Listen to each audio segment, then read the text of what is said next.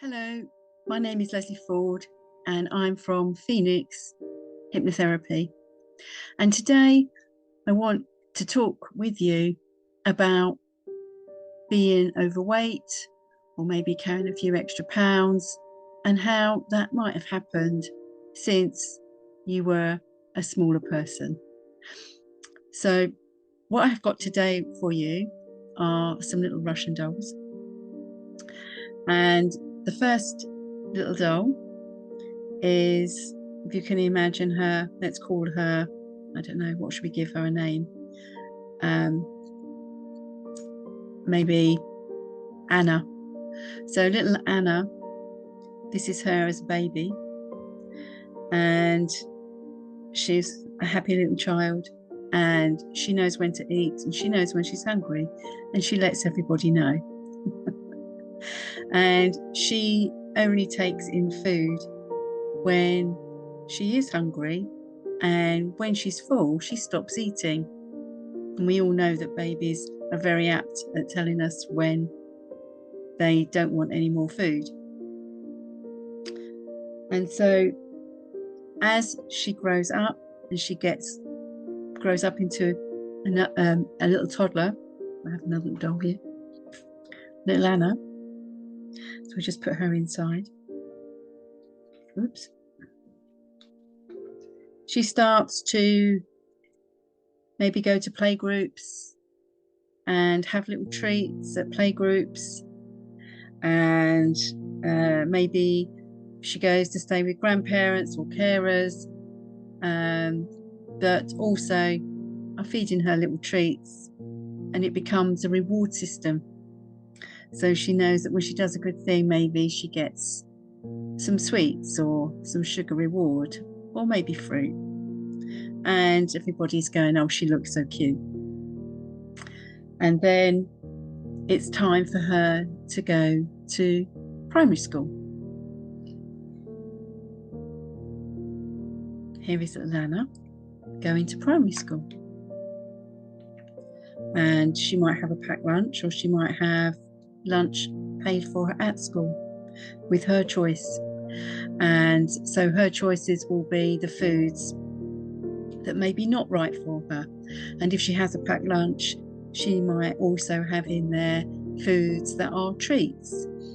I don't know how the schools work these days, but when my children went to school, they would have treats, they would have bread, sandwiches, crisps, everything. And it's not so noticeable because little Anna is doing exercise and she's running around the playground and she's got her friends to run around with. So then she goes to secondary school. And as with ladies especially, there are hormonal changes when menstruation starts, and that can be a change in body shape and confidence as well.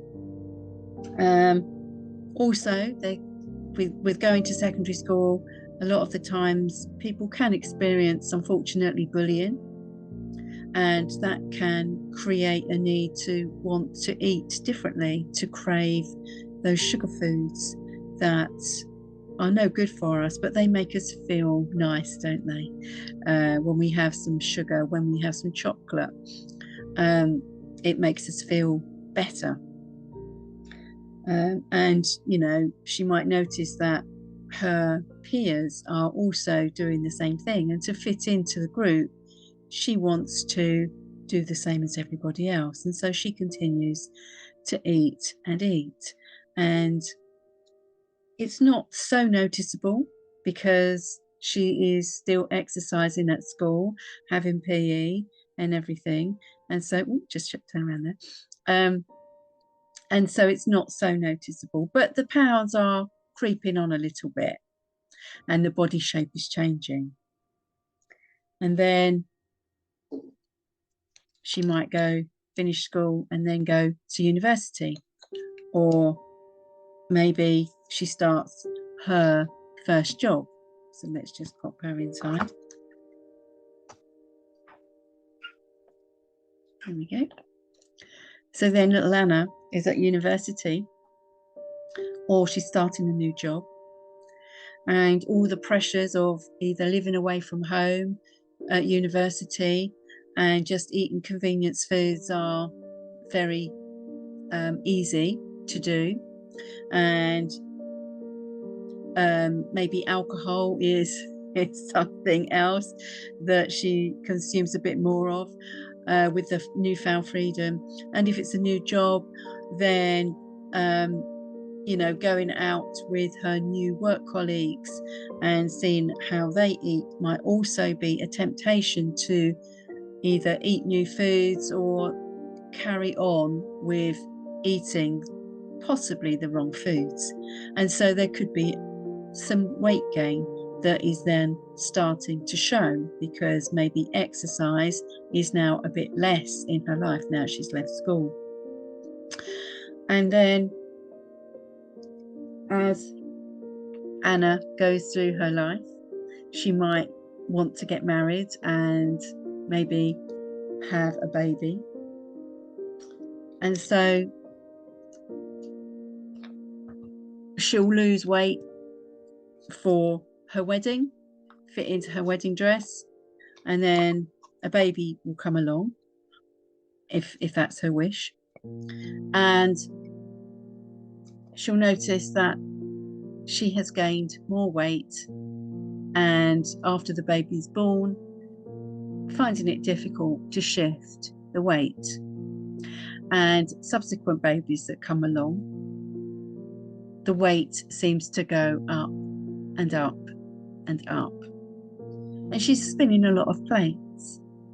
She's probably got sleepless nights. She's got a baby or 2 or 3 that she has to help grow. She might be at work as well, and it's all very stressful. She's spinning a lot of plates. So the convenient foods might be a thing that she needs to help her just get through life. And the snacks come in. The chocolate, the crisps, the sugary snacks, sweets, just to keep her going. Just that when she's had a stressful day, that she thinks, I'm just going to sit down and I'm just going to reward myself with a piece of chocolate or a glass of wine or whatever she chooses. But it's hardly ever a piece of fruit. And those snacks just become more and more of a thing. And she might find that she's not eating proper meals and she's just on the go and snacking all the wrong foods. And these snacks, they become like her friends because they're such a convenience, and they're such a thing that she does all the time now. And it's in her memory that when she's feeling low or when she's having a bad day, that she can have a biscuit, or she can have a chunk of chocolate, or a bag of crisps, whatever it is, to take her mind off the emotion that she might be experiencing. And the weight is continuing to climb now, and she's feeling miserable. And before she knows it, she morphs into the next biggest size of her. So let's just pop her inside there.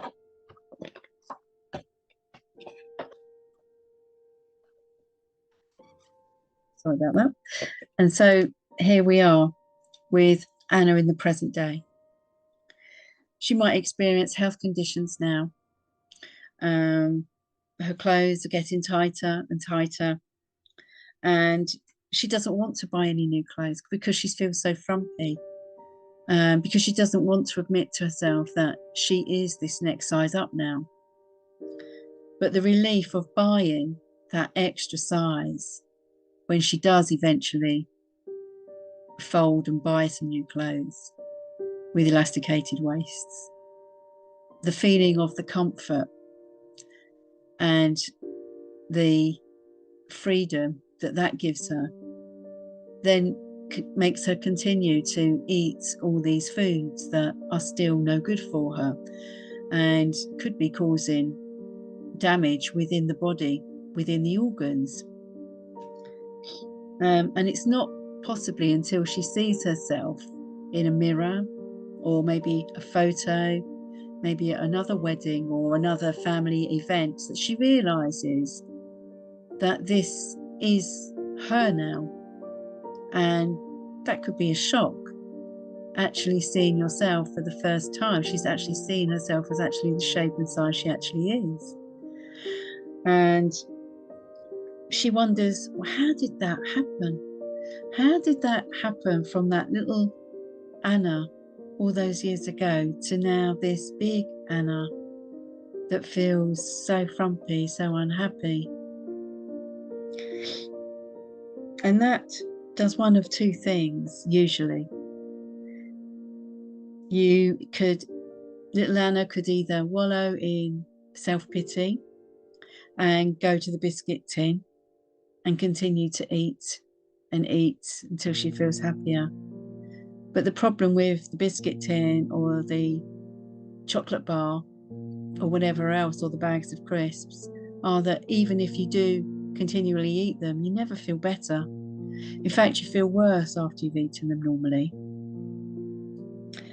Or you may decide that it's time to do something about it. It's time to make the changes for your shape and size to actually change this year. And that will have a knock-on effect on your overall health, your longevity of life, and make you feel better about yourself. You'll notice you'll get more confidence about things, maybe more confidence than you've had from a very long, long time. And you'll be more motivated about your life in general.